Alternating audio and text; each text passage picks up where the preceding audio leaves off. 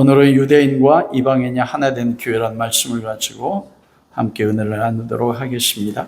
우리가 지금 계속적으로 로마서 9장, 10장, 11장 말씀을 통해서 그 시대에 교회가 가지고 있었던 가장 큰 질문이었던 아브라함의 육신의 혈통, 유대인들이 예수 그렇게 수많은 그리스도가 육체로 오시고 십자가에 죽으시고 부활하셔서 승천하였음에도 불구하고 어찌 그들이 교회 밖에 있게 되었는가? 유대인의 구원은 어떻게 될 것인가? 이 말씀에 대해서 계속 은혜를 나누고 있는데 그 결론이 11장입니다. 근데 이게 단순하게 민족적 유대인에만 문제가 아닌 것입니다. 우리가 계속적으로 말씀을 나누면서 이 시대에도 유대인이 있고 종족적 유대인 말고요, 이방인이 있습니다. 여러분, 그 남자와 여자를 표현할 때 뭐라고 표현해요? 화성남, 금성녀 맞아요? 맞습니까? 이게 화성남자, 금성여자가 맞을 수가 있어요, 없어요? 맞을 수가 없는 것처럼 종족적 유대인과 이방인만을 그걸 통해서 말씀하지만 로마 교회 가운데 두 종류의 사람들이 있었습니다. 바로 유대 그리스도인이 있었고 이방인 그리스도인이 있었거든요. 사도 바울이 고린도에서 제3차 전도여행을 마치고 나서 고린도 교회 가운데 회복되고 3개월 동안 겨울을 날 때 로마에서 소식이 들린 거예요. 클라우디오 황제가 죽고 나서 추방됐던 유대인들이 로마 교회에 다시 돌아 복귀했었을 때 대표적인 사람이 브리스길라 와글로 아닙니까? 그들이 클라우디오 황제에 인해서 로마에서 추방됐을 때 고린도의 사도 바울을 만나서 같이 텐트를 만들면서 고린도 교회를 세웠던 대표적인 사람이 브리스길라 아굴라예요. 그들이 로마에 살다가 클라우디오 황제에서 추방됐거든요. 그래서 클라우디오 황제가 죽자 그 칙령이, 황제가 죽으면 모든 칙령은 정지가 됩니다. 그래서 네로 황제가 모든 유대인들을 로마로 복귀시켰어요. 왜냐하면 유대인들이 떠나니까 로마 경제가 거의 마비되다시피 했거든요. 그 시대도 이 시대도 유대인들의 세계 경제의 대부분을 쥐고 있습니다. 돌아왔는데 그 큰 마음을 가지고 우리가 떠났을 때 우리가 세운 이 교회는 어떻게 됐을까? 그런데 돌아와서 리더들 아닙니까?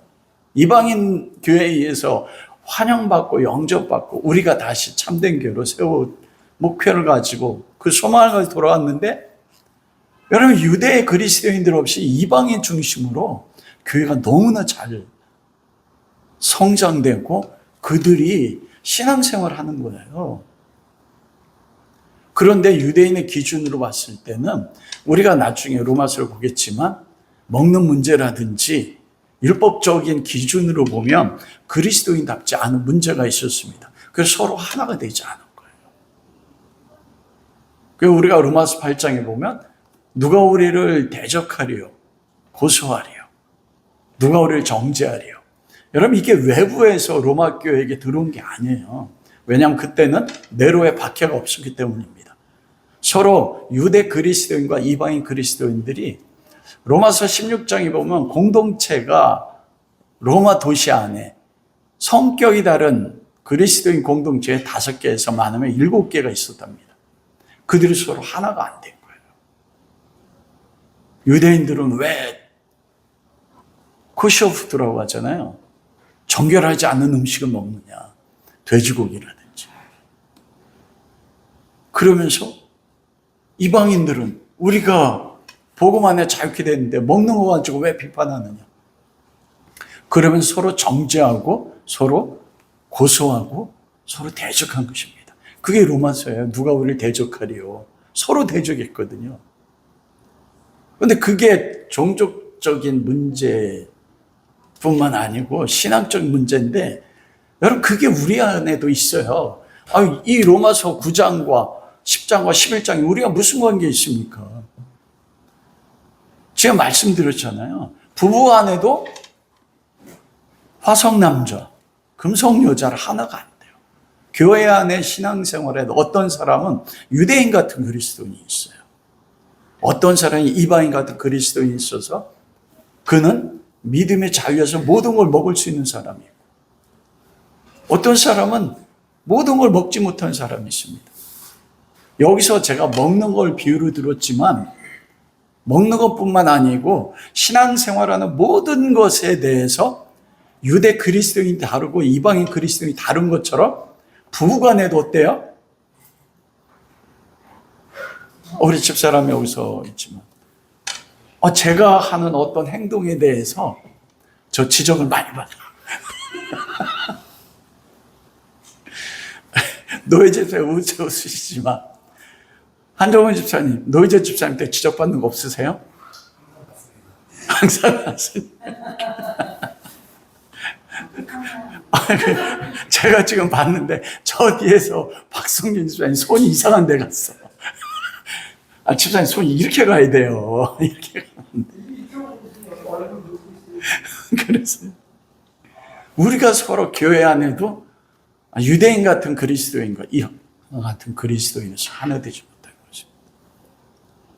사도 바울이 그런데 그 로마 교회 가운데 하나 되지 못한 교회 가운데 이 말씀을 전하는 거예요. 저 이 말씀 묵상하면서 이게 우리와 무슨 관계가 있는가, 나와. 근데 제가 하나님이 주셨던 건 뭐냐면 하나님의 소망을 받습니다. 하나님이 창세전에 에베소 1장 4절. 전 그 말씀 너무 좋아하거든요. 그 말씀이 그 신앙에 대한 성경을 보는 관점을 완전히 바꿨어요. 창세전에 거룩하고 흠이 없게 하시고 그리스도 예수 안에서 하나님의 아들들로 예정하셨으니, 이미 창세전 안에서 우리 모두는 하나님의 아들들로 서로 다르지만 하나 되어 있다는 것. 그게 하나님이 우주 만물을 창조하기 전에 가졌던 예수 그리스도 안에서라는 건 무엇입니까? 그때 아버지께서 우리 아버지 하나님 가슴 속에 우리가 있었어요.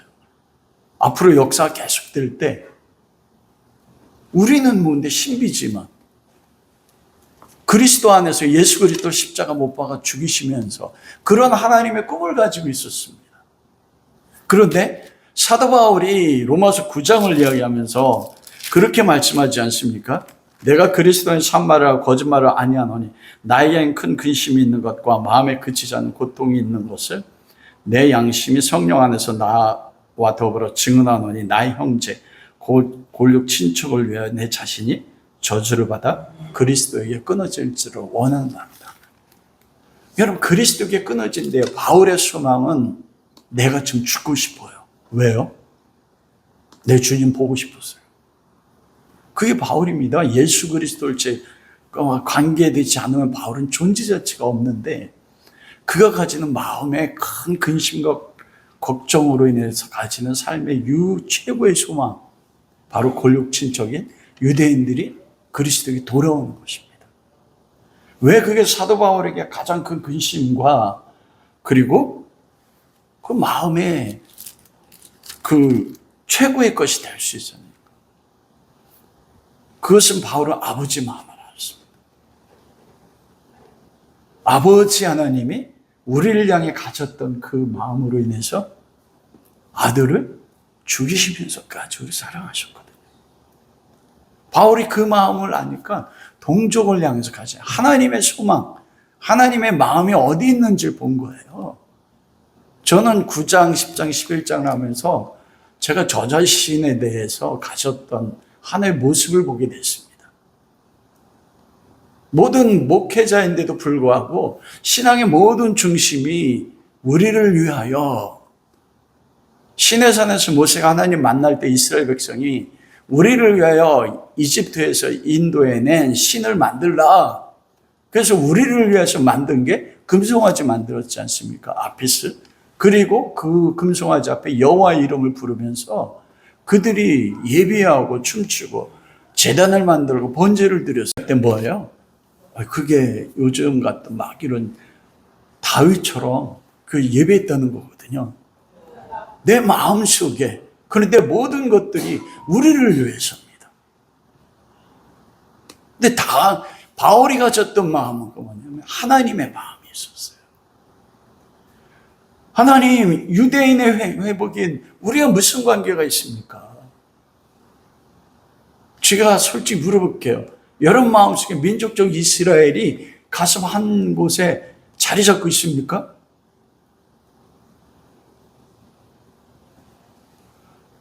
우리는 하나님 아버지 사랑하고 그리스도 예수님 사랑해요. 성령님 우리 안에 임재하기를 우리가 찬양했잖아요. 성령의 비가 내리네. 성령이 어느 곳에 임하실까? 하나님의 소망, 하나님의 마음이 어디 있었을까? 갈대아 우르에 있는 아브라함을 부르셨을 때 아버지가 아브라함과 약속하지 않습니까? 언약. 대표적인 창세기 15장 아닙니까? 그리고 약속이 창세기 12장 1절에서 우리가 아는 3절이잖아요. 너는 복의 근원. 너로 말미암아 모든 열방이 복을 얻는다. 이게 하나님의 소망이거든요. 아브라함 같은 믿음을 가진 사람들, 열방은 누굽니까? 유대인만이 아니에요. 이미 그때 하나님의 가슴 속에 유대인을 통해서 누가 품고 있었어요? 이방인 전체가 가슴에 품고 계셨어요. 그런데 그리스도가 오셔서 죽고 부활하셔서 승천하셔서 사도 바울과 사도들을 통해서 그리스도의 복음이 증거됐는데 아브라함의 육신의 혈통인 이스라엘이 그리스도를 거부하고 교회 밖에 있는 것입니다. 제 마음은 그게 저에게 절절하게 사도 바울처럼 다가오지 않는 거예요. 내가 유대인이 아니고 이방인이어서 그런가? 제가 본 건 뭐냐면 아버지의 마음, 아버지가 이방인들, 이방의 죄인들을 위해서 그들이 구원받기 위해서 우리가 찬송 중에서 하나님 우신다는 말 있잖아요. 예수님이 예루살렘을 보고 우셨던 것처럼 단순하게 예루살렘만 보고 우신 게 아닙니다. 온 인류 죄로 인해서 나사로가 죽었을 때 마리아와 마르다가 주님이 사셨으면 우리 오라비 나사로 죽지 않았을 겁니다. 그거 보고 우셨거든요. 죄에 매여 있는 인간의 속성을 바라보면서. 근데 얼마나 저희 신앙이 목사인데도 불구하고 우리 교회 유대인에는 관심이 없습니다. 근데 놀라운 게 뭐냐면 이게 민족적 유대인뿐만 아니고 어느 순간에 가정 안에서도 교회 안에서도 세상과 만나는 많은 사람 속에서도 어느 순간 제가 유대인이 되어 있는 거예요. 유대 그리스도인. 그래서 이방인 그리스도인 같은 사람을 어떻게 해요? 판단하고 로마서 8장에 나오는 게 정죄하는 것이 저의 모습인 거예요. 어느 땐 제가 이방인이 돼가지고 유대 그리스도인의 특징 가운데 하나가 무엇입니까? 율법적인 거 준수잖아요. 복음 안에 자유가 됐는데 그래서 판단하는 내 모습을 보는 거예요. 그러면서 이 말씀 묵상하면 조금은 사도 바울을 통해서 사도 바울이 자기 동족 유대인을 바라보면서 바울은요 놀랍게도 그 너머를 바라봤습니다. 왜?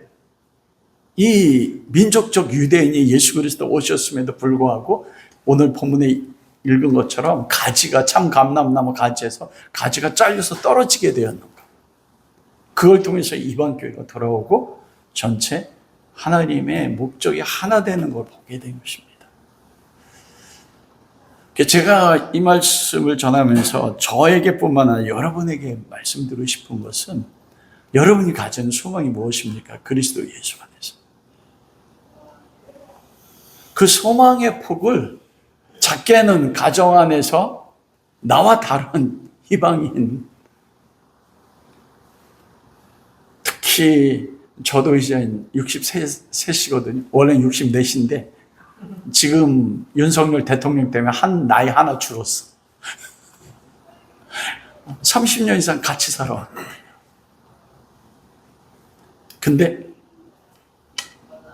우리 자녀들이 저희 부부는 목소리가 커요. 원래 오씨 집안이. 목소리가 커서 이야기하면 아이들이 뭐라고 하냐? 아빠! 싸우지 마!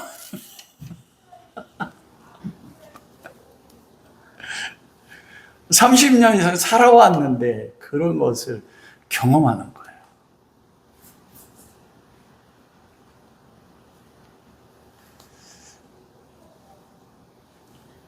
그러면서 하나님이 가지는 그 소망이 작게는 가정 안에서의 유대 그리스도인과 이방인 그리스도인이 하나 되기 원하시는 마음 받습니다. 그리고 우리를 위해서 난 소망을 가지는 게 아니고 사도 바울이 통해서 유대인들에게 가졌던 아버지의 마음이 조금이라도 우리 가운데 있기를 바라는 하나님의 마음이야. 전 가자 지구에서 지금 전쟁하고 있지 않습니까? 그거 보면서 여러분 무엇을 생각하세요? 우린 그리스도인이에요. 성경 말씀 속에서 종족적 유대인들은 어떻게 보면 신앙이 그들로부터 나왔어요. 예수 그리스도도 유대인이었습니다. 우리가 성경적 관점에서 어떤 자세로 그걸 바라봐야 되는지 하나님의 마음을 이렇게 나눴으면 좋겠습니다. 그래서 오늘 사도 바울이 이야기하는 하나님의 첫째 소망은 유대인들이 회복되기 원하는 것입니다.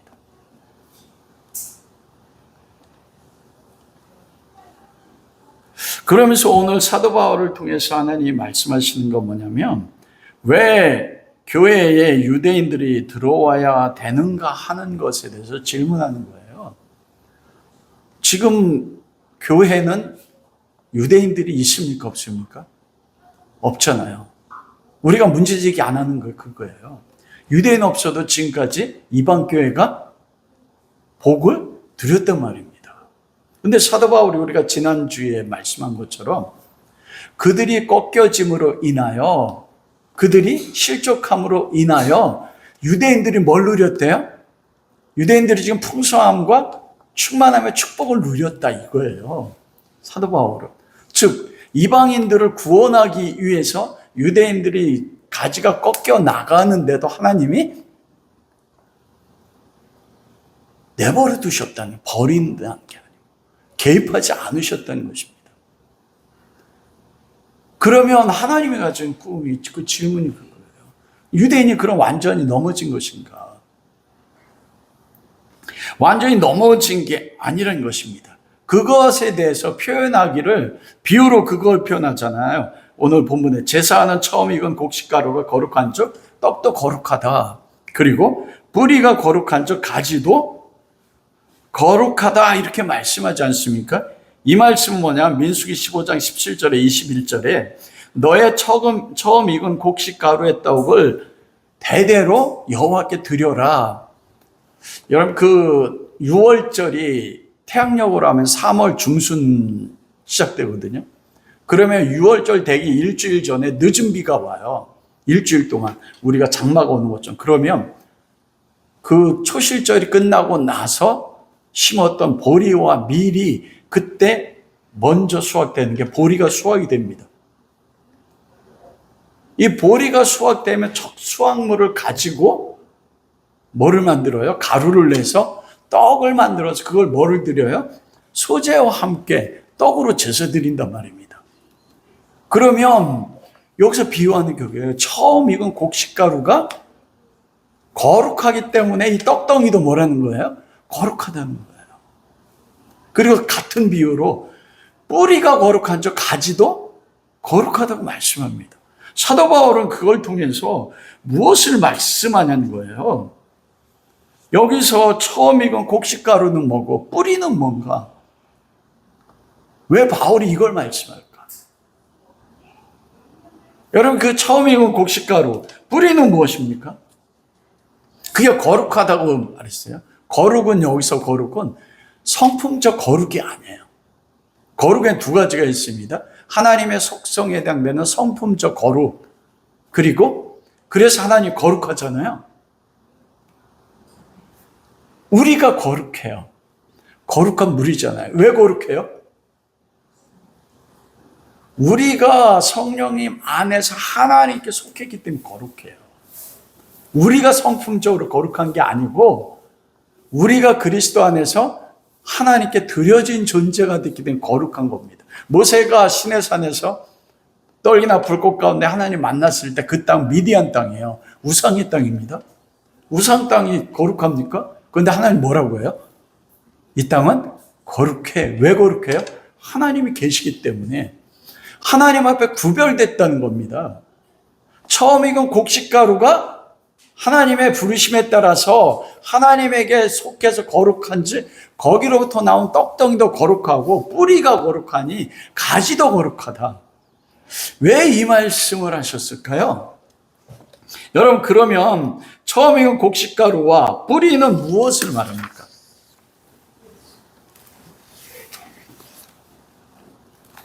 여러분이 뭐를 어떻게 배우셨어요? 이 설교 많이 들으셨잖아요. 처음 익은 곡식가루, 뿌리. 누구야? 예수 그리스도. 아니면 유대민족, 이렇게 이야기하잖아요. 그런데 여러분, 처음 익은 곡식과 뿌리는 뿌리예요. 가지는, 여기서 가지가 얼마 잘려나갔다고 했잖아요. 이게 유대민족이 잘려나간 거잖아요. 교회 밖에서. 그러면 뿌리는 누구예요? 아브라함입니다, 여러분. 처음 익은 곡식가루, 믿음으로 말미암아 세워진 교회, 주는 그리스도시여 살아계신 하나님의 아들입니다. 이곳에 내가 교회를 세우리니. 예수님이 베드로의 고백 교회 세웠잖아요. 근데 그게 교회의 시작이 아닙니다, 여러분. 교회 시작은 언제부터 시작됐어요? 원래대로 하면 아담으로부터 시작됐는데 지금 형태의 믿음으로 말미암는 구체적인 교회 시작은 아브라함부터입니다. 아브라함이 갈대아 우르에 있을 때 하나님이 아브라함을 부르셨잖아요. 그러면서 아브라함이 하나님 앞에 의로 인정된 게 무엇입니까? 믿음입니다. 여러분, 아브라함이 믿음의 조상이라고 하는 게 무슨 뜻입니까? 아브라함이 믿음을 가졌다, 그건 맞아요. 그런데 믿음의 조상이라는 다른 의미는 뭐냐면 하나님이 아담의 혈통으로 태어나서 범죄에서 하나님과 분리된 그 죄인들을 어떻게 하나님의 백성으로 만드는지 구체적인 방법이 무엇입니까? 믿음으로 말미암아 의롭게 해서 하나님의 백성을 만들잖아요. 그런데 이것을 실제로 처음으로 불러서 시행한 출발된 사람이 누구예요? 아브라함입니다. 그래서 아브라함이 믿음의 조상이라고 하는 거예요. 하나님이 그리스도를 믿는 믿음으로 말미암아 교회를 세웠어. 이게 하나님 백성이잖아요. 이거를 처음으로 시작한 사람, 그걸 누구를 통해서 이루셨어요? 아브라함을 통해서 처음에. 그래서 아브라함이 믿음의 조상인 겁니다. 그래서 사도 바울을 통해서 말씀하시는 그거예요. 아브라함의 뿌리가 거룩하잖아요. 떡덩이는 가지입니다. 거기서 나온 이스라엘 민족, 하나님의 부르심으로 하나님께 속해서 아브라함이 거룩해졌으므로 그로부터 나온 떡덩이 누구도 거룩하다고요? 이스라엘 민족도 거룩하다. 그러면 지금 이스라엘 민족 끊어졌지만 하나님의 아브라함과 하신 약속에 따라서 이스라엘 민족 끊어지지 않을 겁니다. 왜냐하면 가지를 보존하는 게 뭐예요? 뿌리예요. 아브라함이 뿌리가 될 수 있었던 건 무엇이에요? 하나님과의 언약입니다. 아브라함의 삶을 통해서 행하셨던 믿음으로 말미암아 너를 의롭게 하는 그 약속. 만일 여러분 유대 민족이 여기서 가지가 완전히 잘려져서 이스라엘이 회복되지 않으면 무슨 일이 일어납니까?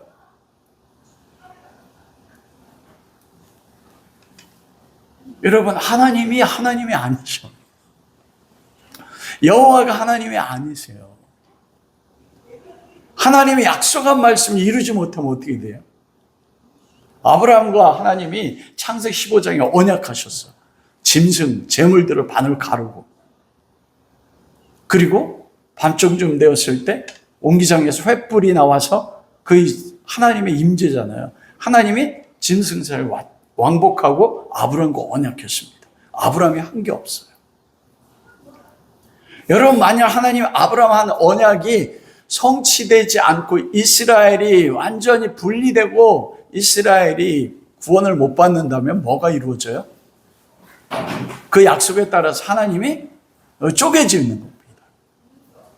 하나님이 하신 말씀조차 이루어지지 않는다면, 그래서 지금 이스라엘이 종족적으로 그리스도 밖에 잘려나갔지만 잘려나간 것이 아니고 아브라함의 뿌리가 거룩한 즉 하나님이 하나님의 때 그 이스라엘 민족을 어떻게 한다고요? 다시 회복시킨다는 것입니다. 여러분, 그러면 사도 바울이 왜 이 말씀을 할까요? 이 비유를 통해서. 그 결론이 무엇입니까?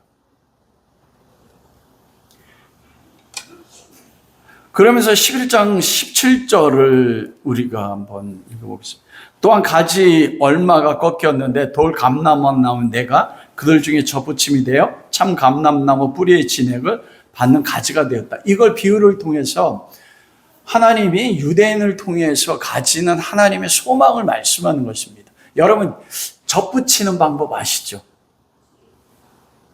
저희 집에 땡감이 있어. 저희 아파트 뒤에. 이거는 땡감이라 바로 따서 못 먹어요. 그러면 단감으로 만들려면 어떻게 해야 됩니까?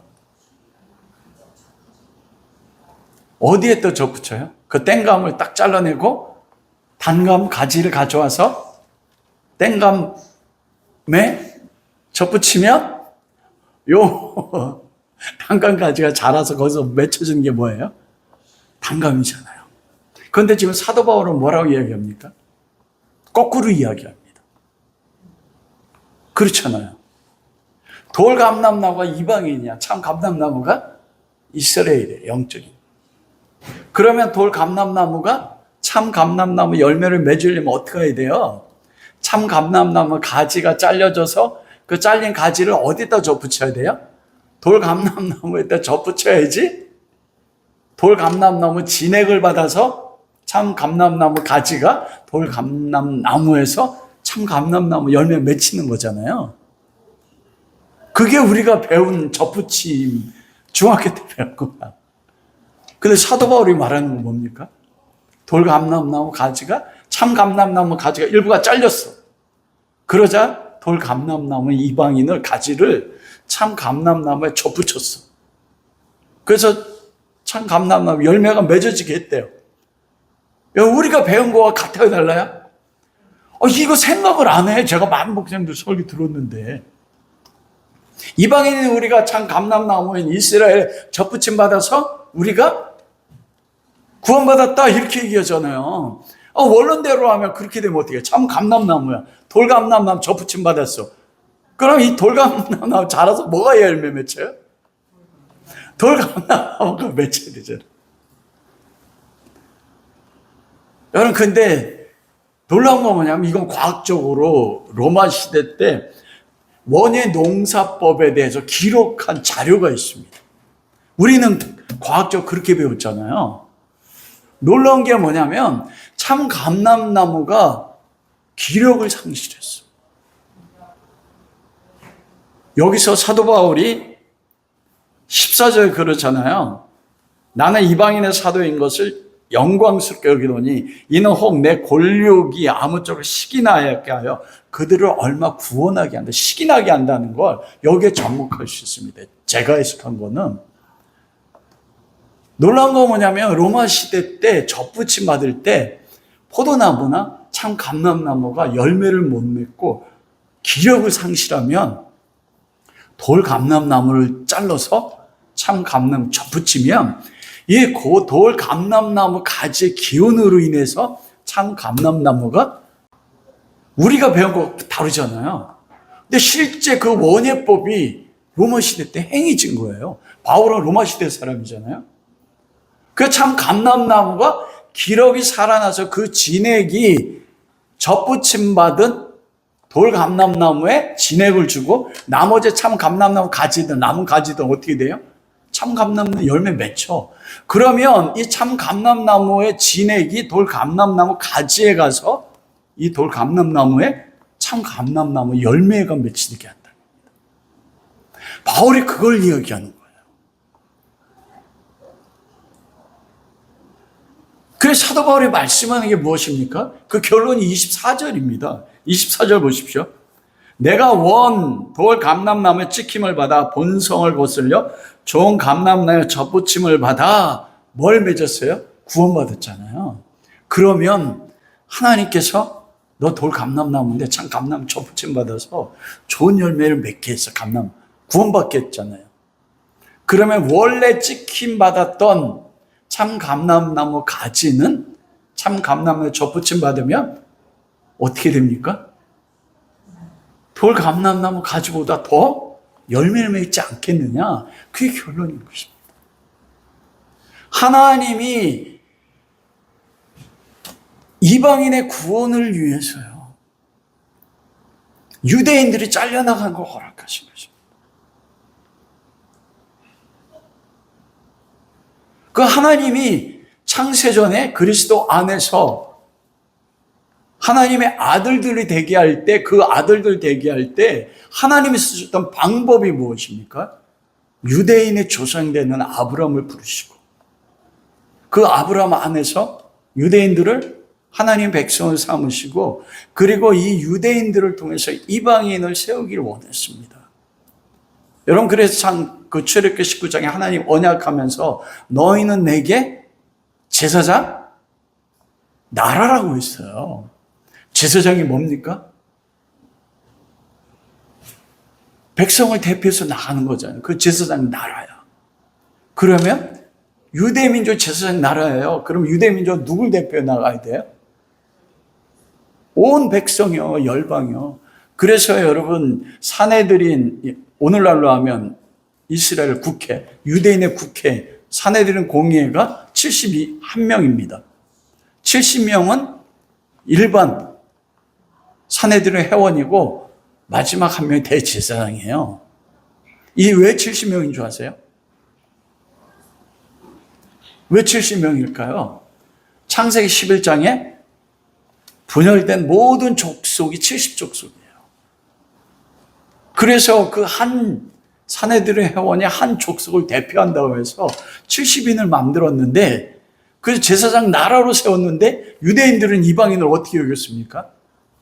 지옥의 땔감으로 여긴 거예요. 근데 하나님의 계획이 아브라함의 씨를 통해서 온 열방이, 이방이 구원받기 원하는데, 유대인이 우리만 아브라함의 자손이야, 우리만 구별됐어, 우리만이 하나님의 백성이야, 하나님의 소망, 마음을 잃어버린 겁니다.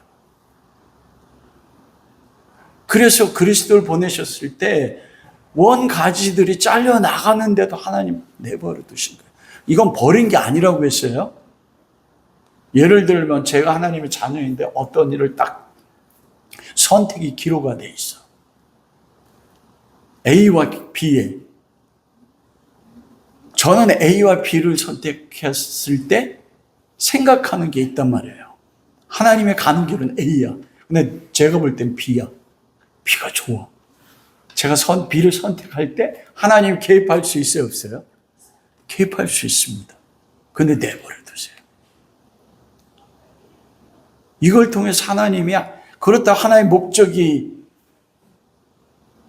이루어지지 않습니까? 아니요. 양길로 나눠졌지만 나중에 만나는 거예요.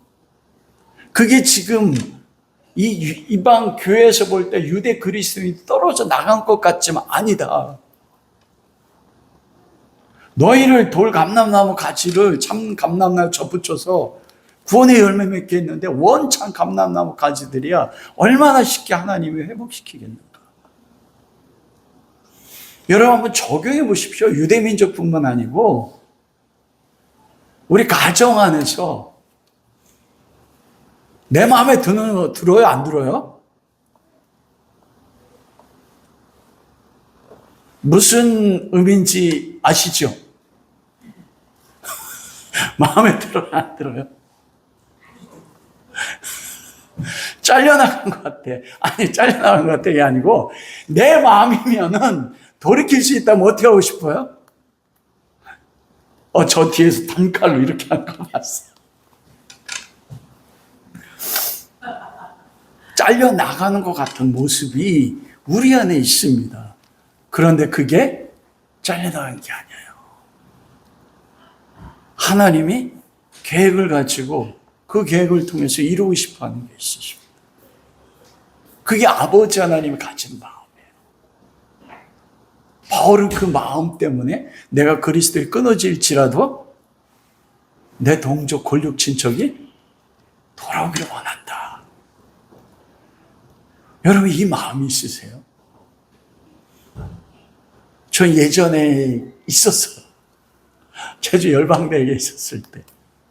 그리고 제가 예수 그리스도를 만나고 나서 부흥이라는 책을 읽었거든요. 그 책을 읽으면서 그때 유대인에 대한 소망을 갖게 했는데 30년 목회하다 잃어버렸습니다. 그 다시 하나님의 마음이 어디 있는지 하나님께 알게 하셨어요.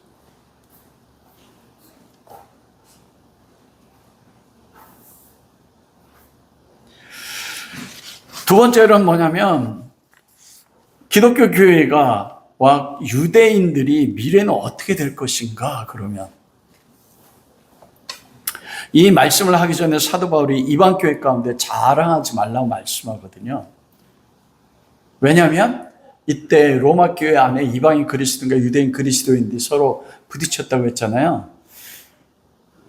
왜냐하면 유대 그리스도인 없이 이방 교회가 엄청 커졌거든요.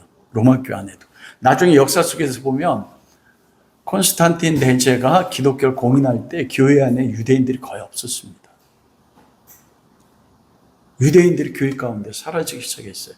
그 흐름 가운데 한 가지가 뭐라고 했어요? 이방인들이 가지고 있는 것? 유대인들을 예수 그리스도를 죽인 민족이라고 해서 배척하기 시작했습니다. 그게 개혁교회, 즉 신교인 우리 기독교 가운데 흐르는 게 있어요. 대체신학이라고 해서 요 참 감람나무와 돌감람나무를 잘못 해석해서 참 감람나무가 가진 유대인을 잘라내고 이방 교회를 세웠다. 그래서 유대인들이 잘라지고 대체로 누굴 붙였다고요? 이방 교회. 그게 대체신학입니다. 그것을 이야기한 대표적인 사람 가운데 하나 마틴 루터였어요. 그래서 히틀러가 유대인을 600만 명 죽일 때 신학적 배경을 마틴 루터의 그 신학에서 가져왔어요. 내 600만 명 죽이는 게 이게 하나님 뜻과 맞아. 여러분, 그때 독일 교회에 있는 모든 독일 교회가 히틀러 지지했습니다. 이방인 죽이는데요. 이방인 그리스도인들이 유대 그리스도인들에게 은혜를 잃어버린 거예요. 자기들에게 뿌리가 누굽니까? 유대 그리스도인들이에요. 아브라함의 자손. 그들로부터 복음을 받았음에도 불구하고 그들 없이 이방교회가 커지니까 자랑한 것입니다. 근데 사도 바울 뭐라고 해요? 너희 원가지도 믿음 안에 있지 않으면 잘라버렸는데 뭐라고 말씀합니까? 너희도 잘라지리라. 그렇게 말씀합니다. 이게 구원이 끊어진다는 게 아닌 것이에요. 다른 말로 이야기하면 내가 믿음을 가지고 있는 하나님의 사람이라는 증거가 뭐냐면 자랑하지 않을 뿐만 아니라 나와 다른 유대 그리스도인이라 할지라도 나는 이방인 그리스도 같은 자유로운 신앙을 가지고 있어. 그런데 나와 다른 신앙을 가지고 있다 할지라도 그들을 정죄하거나 판단하거나 그들 앞에 내 신앙이 좋다고 자랑하지 않는다는 거예요. 만일 자랑한다면 내 신앙에 따라 넌 틀려 정죄하고 비판한다면 네가 진짜 그리스도인지 생각해 보라는 거예요. 그러면 그게 잘린다는 겁니다. 진짜 그리스도인이면 어떻게 돼요? 자랑하지 않는다는 거예요. 왜 그렇게 해? 틀렸잖아. 틀린 게 아니고 뭐예요? 다른 겁니다. 저와 제 딸이 같아요? 다르잖아요. 달라요. 이걸 우리 가족이 들었으면 좋겠어요. 그렇다고 오해하지 마세요. 뭐 심각한 문제가 있다고 하니. 그리고 이거 저에게 적용하고 싶어요. 다른 모습을 용납할 수 있는 거예요. 그리고 하나님이 나를 접붙여서 참 감사한 마음에서 열매 맺게 했다면 지금 내 자녀가 내 자식이 누가 돌 감람나무 모습이 있어도 잘려나간 것 같아도 하나님이 어떻게 해요? 그들을 접붙여서 열매 맺게 하실 수 있다는 거예요.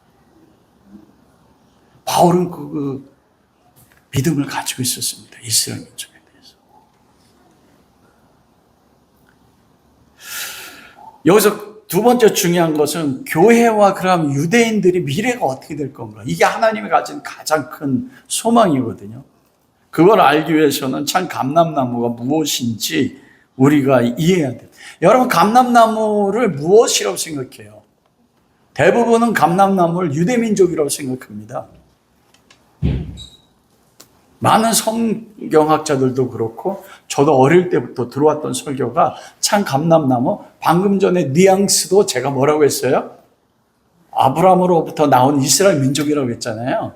근데 이거를 제가 다시 해석해 드리겠습니다. 이스라엘 민족이 어떤 이스라엘 민족인지 역사적인 유대 민족이 아닙니다. 왜냐하면 지금 유대 민족은 그리스도를 믿지 않고 교회 밖에 있어요. 교회 밖에 있는데 어떻게 그들로부터 진행을 받을 수 있습니까? 그러면 이 참 감람나무는 누구냐면 그거에 대한 해석이 로마서 우리가 배운 9장 6절이 로마서 9장 10장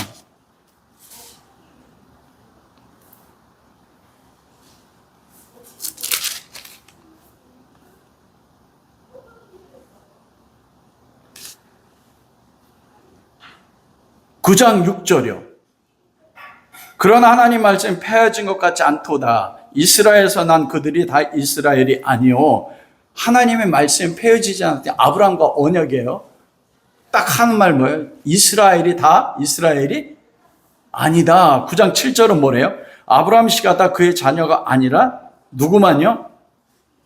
오직 이삭으로부터 난 자라 넷이라 분리를 하셨으니 육신의 자녀가 하나님의 자녀가 아니요. 아브라함의 육신의 자녀가 하나님의 자녀가 아니요. 뭐라고요? 오직 이삭으로부터 난 자, 약속의 자녀만이 하나님의 자녀예요. 다른 말로 이야기하면 아브라함에게 이스마엘이 있고 이삭이 있었잖아요.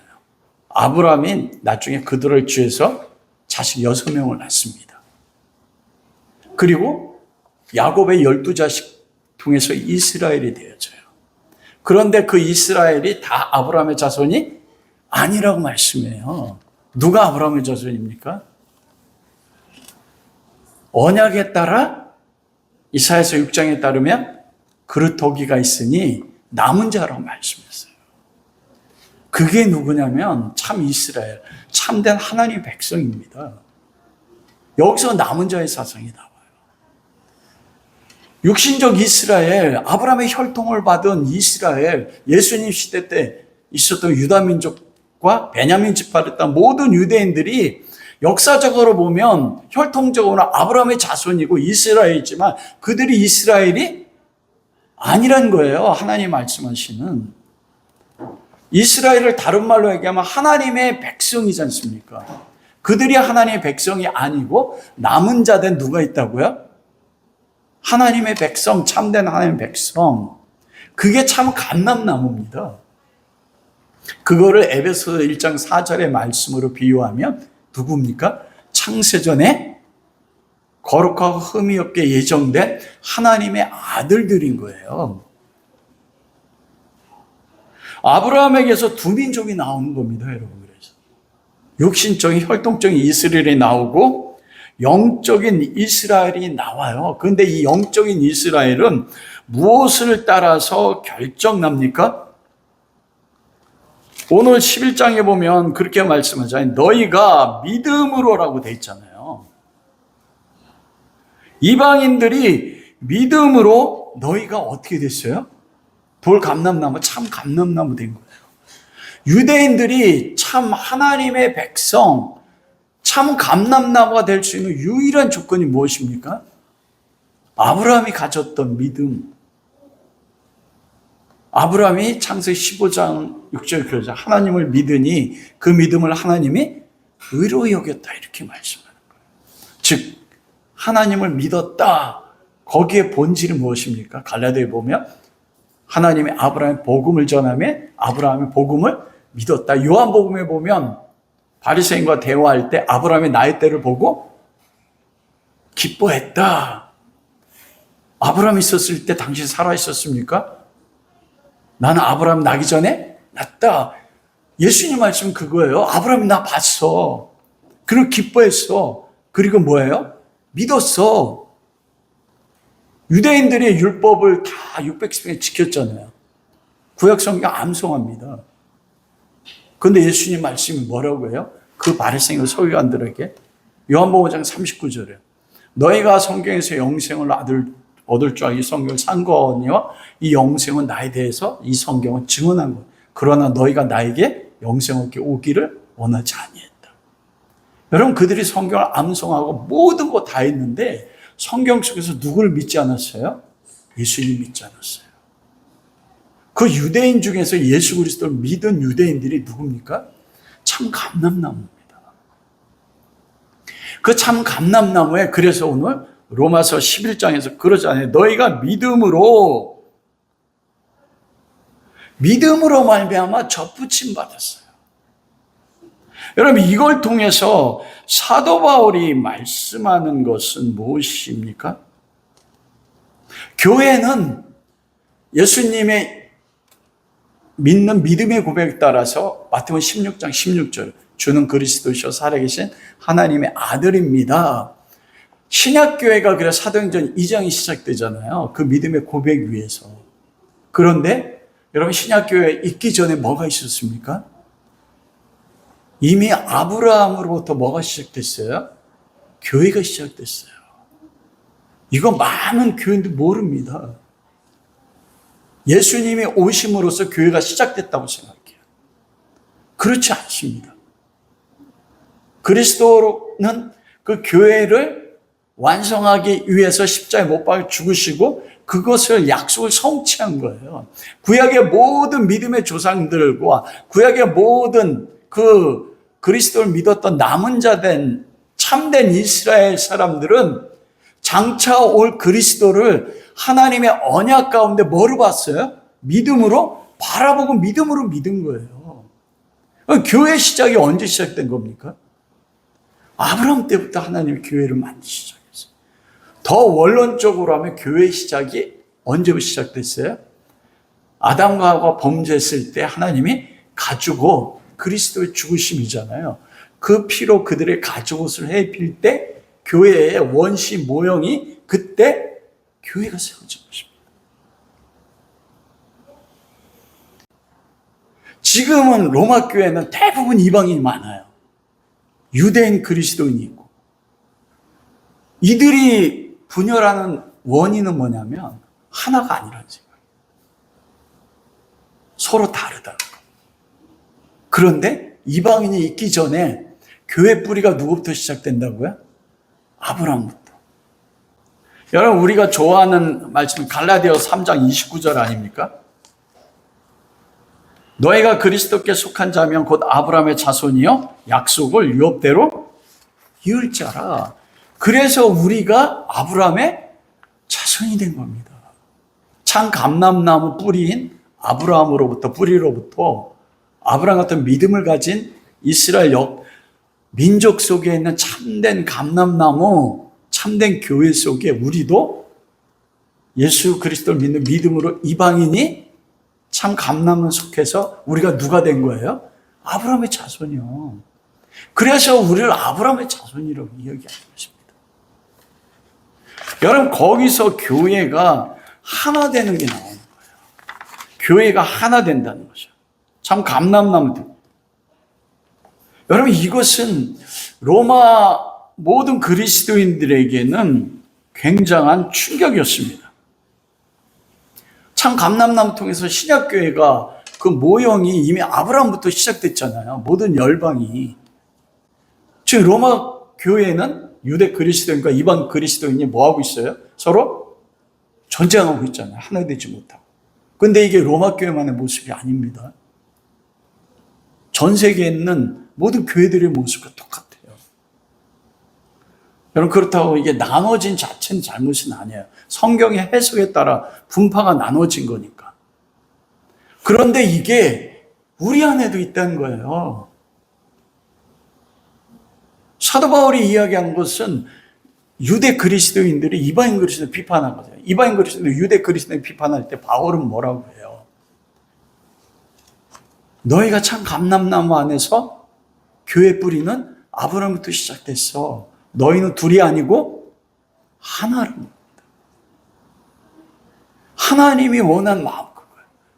바울이 로마 교회를 바라보면서 가졌던 마음이 무엇일까요? 아픔이거든요. 그래서 사도 바울이 우리가 로마서 1장 그러잖아요. 너의 믿음이 온 세상에 전파됨으로 인해 내가 하나님 앞에 기도할 때 감사한다. 그런데 나는 너에게 복음 전하기를 원한다. 이 복음이 뭐예요? 그리스도 안에서 이방인과 유대인이 뿌리에 따라서 하나라는 것입니다. 서로 인정하지 않았거든요. 로마 16장에 보면 노예만으로 이루어진 교회 공동체가 있었대요. 근데 로마인들이 딱 노예를 보면 어떻게 돼요? 이건 사람도? 아니에요. 짐승보다 더 못했던 것이 노예 그룹이라고요. 근데 바울은 뭐라고 하냐면 너희가 하나다. 여러분, 교회의 가장 작은 교회 공동체는 무엇입니까? 가정입니다.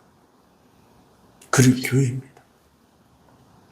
가정 안에서 전쟁하는 게 유대 그리스도인, 이방 그리스도인 전쟁하는 것처럼 우리도 전쟁하지 않습니다.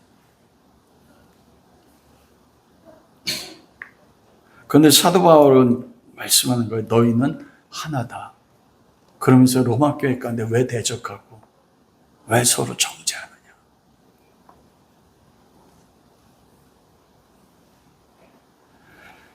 여러분, 사도 바울이 그렇게 하나 되게 하는 그 가장 큰 이유가 무엇인 줄 아십니까? 하나라고 하는지. 그 첫째는 우리의 충만한 축복 때문입니다. 여러분, 그 유대인들이 잘려나가고 이방인들이 교회에 들어왔는데 그럼에도 불구하고 우리가 하나님 앞에 누리는 축복이, 이방교회 누리는 축복이 굉장하잖아요. 우리가 가정 안에서도 마찬가지입니다. 우리가 가정 안에서도 분열함에도 불구하고 개인적으로 우리가 그리스도로부터 얻어지는 축복이 각자에게 있지 않습니까? 그 은혜로 인해서 우리가 존재한단 말이에요. 사도 바울은 뭐라고 합니까? 그들이 회복되어 유대인들이 충만함으로 회복된다면 유대인들이 잘려나가서 지금 이방인 너희들이 이 복을 누리고 있지 않니? 그러면 유대인들이 돌아와서 너희가 하나가 된다면 유대인들이 잘려나가 분리돼서 서로 싸우는데도 하나님이 각 가정과 우리의 베푸는 축복이 지금 이 모습인데 만일 너희가 하나가 된다면 유대인이 와서 이방인이 하나가 된다면 하나님이 부어주실 축복이 얼마나 놀랍겠느냐는 거예요. 이게 오늘날 우리와 현대교회의 아픔입니다, 여러분. 우리가 지금 누리고 있는 모든 것들이 하나님이 언약하신 약속의 대부분이라고 생각해? 아니요. 바울의 얘기는 무엇입니까? 이방교회야 너희가 누리고 있는 축복은 이방교회와 유대인 교회들이 하나가 될 때 누리는 축복이 비교하면 아무것도 아니야. 근데 가로막고 있다는 겁니다. 뭐가요? 우리가 민족적 이스라엘만 이야기할 게 아니고 가장 작은 공동체 가운데서 분리되어 있는 그 상태 가운데도 누리는 각자의 복이 있지 않습니까? 그래서 오늘 우리가 된 거잖아요. 근데 서로 다른 유대인과 이방인들이 하나가 된다면, 여러분, 그래 근본적으로요, 여러분 복받기 원하시잖아요. 왜 하나님이 예비한 그 모든 축복이 우리 안에 오지 않습니까? 뭐 때문이에요? 하나 되지 않기 때문에. 유대 그리스도인과 이방 그리스도는 하나 되지 않아. 바울이 가지는 소망은 그거예요. 그들이 하나가 될 때, 너희가 하나가 될 때 나는 꿈을 꾼다는 거예요. 그 하나됨으로 인하여 유대 그리스도인과 이방인 그리스도인이 하나 될 때 부어주신 하나님의 놀라운 축복이요. 여러분, 그게 우리의 소망 아닙니까? 근데 여러분들 혹시 서로에 대해서요. 두 번째로는 뭐냐면, 그 에베소서 2장 20절에서 19절에서 20절, 22절까지 그 말씀이 있습니다. 하나된 교회 가운데 너희는 사도들과 선지자들의 터위에 셈을 입은 자라. 그리스도께서 친히 모퉁이돌이 되셨다. 서로 연결하여 하나가 되어 주 안에서 성전으로 지어가고 하나님의 거하실 처소가 된다. 그 본문 위에 에베소 1장 11절부터 그러므로 생각하라. 너희는 그때 육체가 이방인이요 그리스도 밖에 있었고 전에 멀리 있던 너희가 유대인과 이방인이 그리스도 예수 안에서 피로 가까워져서 막힌 담이 무너져서 원수가 돼서 막힌 담이 하나가 됐다. 그 하나 된 것 위에 누가 온다고요? 하나님의 거하실 처소요. 여러분, 우리 하나님 영광 보고 싶지 않습니까? 저 예배 때마다 그렇게 성막이 만들어졌을 때 여호와의 영광이 그 성막 위에 솔로몬 성전에 임했을 때 제사장들이 서서 우리는 우리 가정 가운데 교회 가운데 하나님의 영광이 임하기를 소망하잖아요. 그러기 위해서는 어떻게 합니까? 이방인과 유대인이 그리스도의 피로 말미암아 막힌 담이 무너져서 하나가 될 때 그리스도가 친히 그 하나 된 곳에 모퉁이 돌이 되어서 우리가 서로 성전으로 연결되고 그 위에 누가 임하신다고요? 하나님의 거하세요. 교회는 공동체입니다, 여러분. 하나님의 영광의 임재. 개인이 유대인이 돌아오지 않아도 이방 교회가 복을 누렸잖아요. 그건 하나님이 계획한 만물을 충만케 하시는 자의 충만에 얼마나 될까요, 여러분? 저는 만물을 충만케 하시는 충만이란 말이 더 놀라운 거예요. 우리가 지금 누리는 축복도 놀라운데 그리스도 안에 있는 하나님이 예비한 만물을 충만케 하시는 자의 충만을 하나님의 교회 가운데 가정들과 부어주고 싶으신데 그 하나님의 임재하는 그 임재터는 무엇입니까? 이방인과 유대인이 원수된 것을 그리스도의 피로 무너뜨려서 그리스도의 피로 하나가 된 위에 임재하세요. 우리가 가로막는 거예요. 우리 가정이 잘못되어 있다면 다른 사람이 막는 게 아니에요. 제가 막는 거예요. 하나 되지 못하게 하는. 근데 바울은 그거 꿈꾸는 거예요.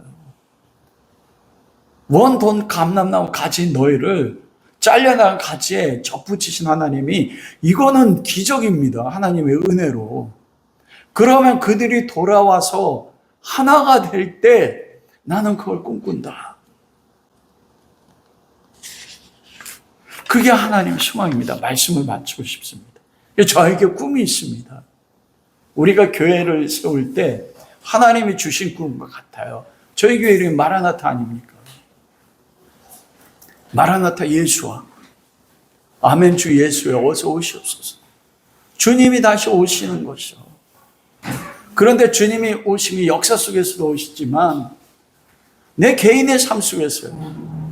우리 가정이라는 가장 작은 가정 공동체 가운데 그리고 우리 교회 가운데요. 그리스도의 오시며 그리고 다시 1907년 평양 장대현교회 성령이 오신 것처럼 한국교회 가운데 다시 성령을 통해서 그리스도가 오시는 그 꿈을 꾸어요.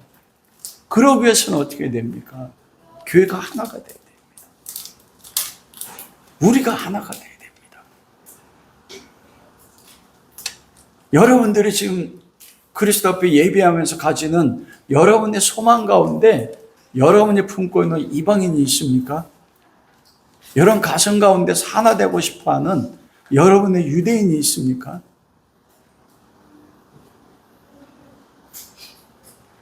두 번째로 그리스도 위해서는 복음이 온 땅에 전파되어야 돼요. 그게 교회 사명입니다. 많은 선교사들 나가 있습니다. 그리고 세 번째가 무엇입니까? 바로 온 이스라엘 회복입니다. 예수 그리스도가 정말 역사 속에서 다시 재림할 수 있는 세 번째 그 키가 바로 유대인의 회복이에요. 마태복음 23장 39절에 내가 너에게 이르노니 이제부터 너희는 찬송하리로다 주의 이름으로 오시는 이여 할 때까지 나를 보지 못하리라.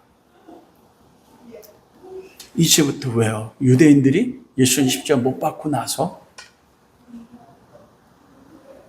이게 예수님이 종려주일 때 종려나무 흔들면서 찬송하리로다 주의 이름으로 오시는 이여 영광의 메시아인 줄 알고 예루살렘에 있는 온 유대인들이 예수님 영접했잖아요. 그런데 그 영광의 메시아가 갑자기 어떻게 했어요? 십자가에 못 박혀서 죽었어. 그러면서 말하는 겁니다. 다시 나를 보는 것. 온 이스라엘이 참된 감람나무 하나님 앞에 부르심받은 참된 이스라엘 전체가 돌아와 찬송을 하다 주의 이름으로 오시느니 할 때까지 너희는 나를 보지 못하리라. 이게 교회 사명입니다. 우리가 우리만 위해서 하는 게 아니고요. 이스라엘 민족을 향해서 이스라엘 민족 가운데는 참된 감람나무들에 향해서 하나님 말씀하시는 거죠. 누가 우리를 위해 갈고. 이사야가 성전에서 하나님을 배웠을 때 자기 죄를 보고 누가 우리를 위해 갈고 지금 하나님 부르십니다. 주여 내가 여기 있사오니 나를 부르소서. 그게 교회가 교회된 목적인 것입니다. 성도가 성도된 목적인 것입니다. 이런 은혜를 우리 모두에게 함께 할 수 있기를 주님의 이름으로 축원합니다.